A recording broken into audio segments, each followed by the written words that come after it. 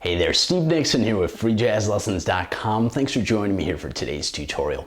All right, we are starting a brand new series here at Free Jazz Lessons. We're gonna take a look at some very actionable jazz theory skills. All right, so in today's video, I'm gonna teach you a shortcut you can apply that will help you figure out the extensions of a chord very quickly. All right, so if you've ever been looking at a chord chart before and you see A flat 7 and a 13 on there and you don't know what the 13 is, or you need to it takes like 30 seconds to figure out, I'm gonna help you shortcut that process, right?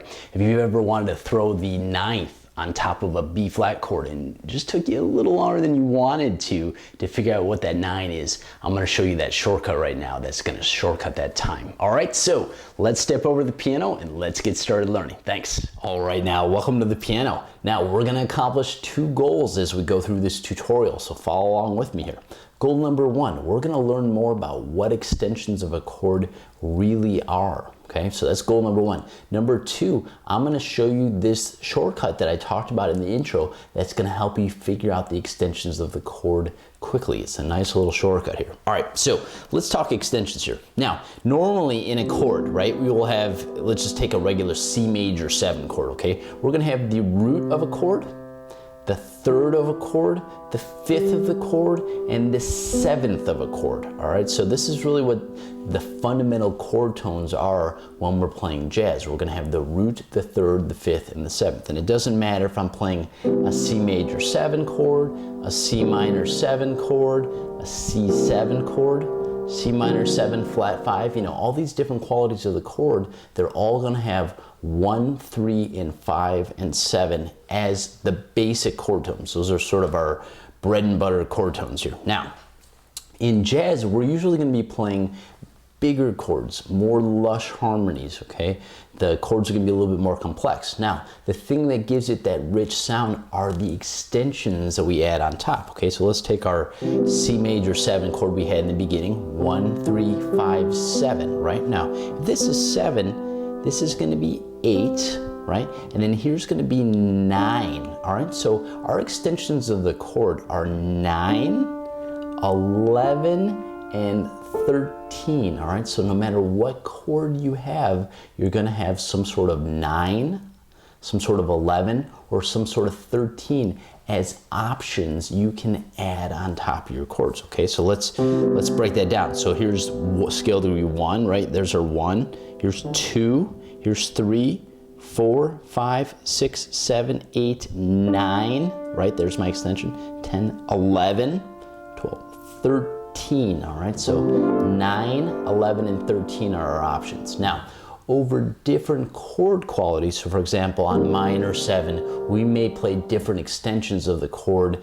than we may play on, for example, major 7. But regardless of the small little alterations we're gonna do, we're always gonna have some form of a 9, some form of 11, or some form of a 13 as our options there, right? Now, you don't have to add them on there if you don't want to, but you know, they're nice little options for you to really make your chords sound richer, all right? So that's what extensions of a chords are, right? So if you see a chord chart and you see C major 7 with a 13 on there, okay, so we're just gonna go 1, 2, 3, 4, 5, 6, 7, 8, 9, 10, 11, 12, 13. This would be a C major 7 with a 13, right? Or you could throw it down here, okay, which is also the same thing. Or for example, we see a C minor 7 with an 11, okay? This would be your chord. So 1, 2, flat 3, 4, 5, flat 6, flat 7, 8, 9, 10, 11.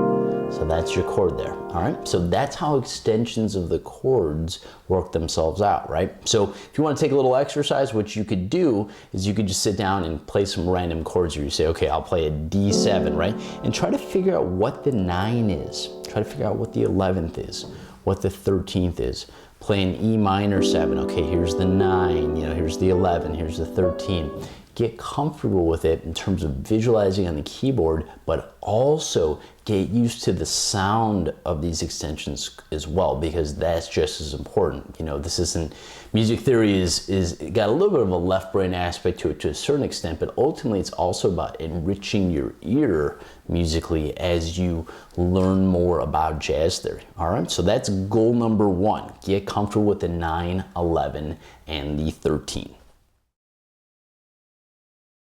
All right, now the second goal of this tutorial is to shortcut this process for figuring out the extensions, right? So you saw when I was counting up the chords there, I had to go 1, 2, 3, 4, 5, 6, 7, 8, 9, 10, 11, 12, 13. It's a lot of counting to be able to do that. What can we do to speed it up so you'll be able to play it more quickly, really in different keys and over different chord concepts? Well, we're gonna do a very simple math trick here, all right? So we already said that 9 is an extension of the chord, right? Well, we're gonna do the -7 trick right now. Go ahead and write that down in your notebook. Now, what the -7 trick is, it's very easy here. We're gonna take the number 9, our extension here, and we're gonna subtract 7 from it. Okay, so what's 9 minus 7? I hope you said 2, right? Okay, so check this out. This is the 9, right? Well, 2, scale degree 1, 2. All right, so the 2 and the 9 are the same. So 9 minus 7, 2 and 9 are the same. Now, here's the 11th, right? 1, 2, 3, 4, 5, 6, 7, 8, 9, 10, 11, right? 11 minus 7 is, I hope you said 4, right? Because the 4th and the 11th are the same. 1, 2, 3, 4, right? So here we are, F. 5, 6, 7, 8, 9, 10, 11. So 4 and 11. Notice the -7 trick worked for that extension of the chord as well. All right, now, last extension, our 13, right? 1, 2, 3, 4, 5, 6, 7, 8, 9, 10, 11, 12, 13, right? 13 minus 7 is, I hope you said 6, right? Check this out. 1, 2, 3, 4, 5, 6. So the 13 and the 6 are the same. So 13 minus 7 is 6, right? So the reason why I hope you understand this is a shortcut is that most people know they can figure out what the 2 is of a scale really quickly, or they can figure out what the 4th is. Okay, cool, I can see that very quickly, right? Or they know what this 6th is, right? So this severely shortcuts this process. And eventually what you need to understand, you're gonna wanna memorize this, is that the 9 and the 2 are the same. The 11 and the 4 are the same. The 13 and the 6 are the same.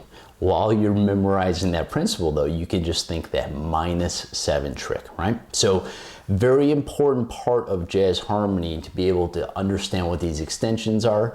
Ultimately, you're gonna wanna be able to play them on any chord, any key at any time. You're gonna have real control of the harmony and it's gonna do great stuff for your playing.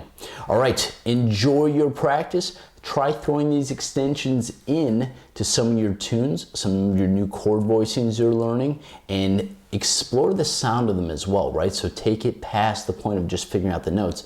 Also listen to the effect of adding these extensions on the chord, how they change the emotion, the feeling of each voicing. It's really cool how it all comes together. All right, I will be putting more resources and some more information about this particular lesson on Freejazzlessons.com. So if you're watching on YouTube or another site, make sure you stop by Freejazzlessons.com, search for this video. We'll have a ton of other resources on the site for you to learn from. All right, enjoy your practice, and I will see you at Free Jazz Lessons. Thanks.